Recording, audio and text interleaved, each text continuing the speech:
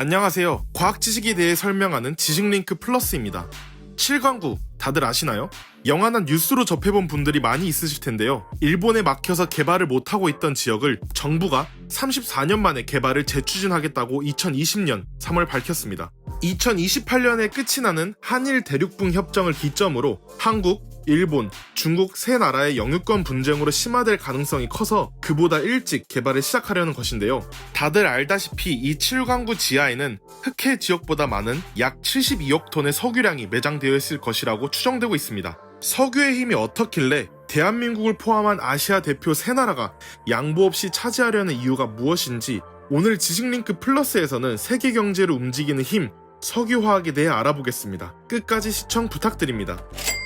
석유는 석탄과 같이 화석연료로 지질시대의 동식물이 퇴적하여 높은 압력과 높은 온도로 인해서 생겨났다는 유기기원설로 많이 알고 있겠지만 정확하게 어떻게 생성되는지는 확실히 밝혀지지 않았습니다. 지하에서 뽑아낸 상태의 첫 석유를 원유라고 합니다. 탄화수소를 주성분으로 하는 원유는 흑갈색을 띠며 점도가 높아 정제 과정을 거치지 않으면 사용할 수가 없습니다. 여기서 원유를 정제하는 과정을 정유라고 하며 얼마나 순도 높고 가치 있는 물질로 정제하는 기술력 또한 석유화학의 중요 기술입니다. 참고로 대한민국은 2019년 기준 세계 5위의 기술력을 자랑하고 있습니다. 자, 그럼 원유를 정제하면 과연 어떤 물질들이 나올까요? 원유를 정제하기 위해서는 한 가지 방법으로 정제하는 것이 아니라 아주 다양한 방법을 복합적으로 사용합니다. 그중 가장 크게 차지하는 정제 방법은 분별 중류법이 있습니다. 우리가 알고 있는 물질들은 각자 고유 끓는 점을 가지고 있습니다. 다양한 물질들이 섞여 있는 원유를 가열하면 온도가 증가하면서 물질들이 가지고 있는 고유 끓는 점에 도달하게 됩니다. 그 순간 상태가 액체에서 기체가 되어 위쪽으로 상승하게 될 것입니다. 여기서 온도별로 구별지어서 필요한 물질을 분리하게 되는 것입니다. 그럼 원유에서 각각 온도에서 분리된 물질들이 무엇이고 어디에 사용되는지 알아보겠습니다. 가장 끓는 점이 낮은 액화석유가스 LPG는 끓는 점을 보아도 상온에서 기체 상태로 존재하는 탄화수소를 액화시킨 것으로 부탄과 프로판으로 나눌 수 있습니다. 취사용으로 많이 사용되는 물질이고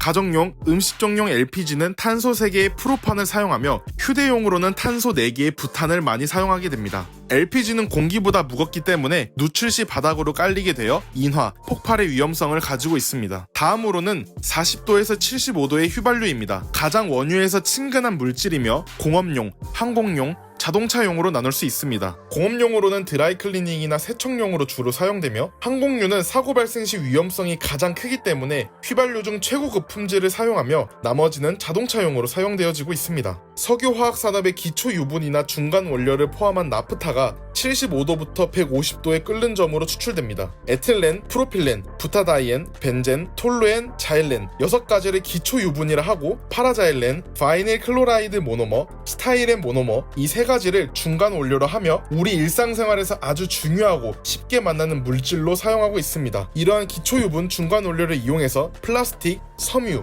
고무, 페인트 등 고분자 산업의 기초 물질이 돼 지금도 꾸준히 연구 발전이 이루어지고 있는 산업입니다. 석유에서 가장 오래전부터 사용한 등유가 150도부터 240도의 끓는 점으로 다음 순서인데요. 이름 그대로 등을 밝혀주는 기름으로 사용했었던 등유는 과거 난방기구, 보일러로 많이 사용되어 왔습니다. 하지만 현재 전기에너지로 난방기구를 돌리고 도시가스로 보일러를 사용해 등유 수요가 줄어들었지만 제트엔진, 로켓의 연료로 사용되고 있습니다. 다음으로 220도에서 250도의 끓는 점을 가지고 있으며 휘발유와 같이 자동차에 사용되어지고 있는 디젤 오일, 경유입니다. 디젤 엔진은 초대형이며 출력이 높아 대형 기계나 선박에 많이 사용되고 있습니다. 이러한 디젤 엔진의 소형화를 성공해서 자동차에도 사용이 되고 있죠. 휘발유나 등유보다 가격이 싼 장점을 가지고 있습니다. 석탄을 대체하기 좋은 증유가 마지막으로 산업중류법에 나오게 됩니다. 석탄보다 발생하는 발열량이 높고 연소에 필요한 산소가 적으며 높은 점도로 꾸덕하지만 액체 상태이기 때문에 저장이 쉬워서 대형 엔진 동력원으로 사용되고 있습니다. 이렇게 분별 중류 중 산업중류법을 분리 후 남은 찌꺼기들은 감압증류법으로 아스팔트와 같은 찌꺼기를 뽑아내게 됩니다. 깨끗하게 정제하여 사람들에게 필수품인 바세린 또한 만들게 됩니다. 대다수 사람들은 휘발유나 등유같이 에너지원으로 석유가 중요하다고 생각하겠지만 비에너지원 또한 우리 주변에서 아주 쉽게 볼 수 있으며 대체제 또한 찾을 수 없을 만큼 중요하다고 생각합니다. 현재 수준의 화학 발전에 이바지를 해준 게 석유라고 생각하기 때문이죠.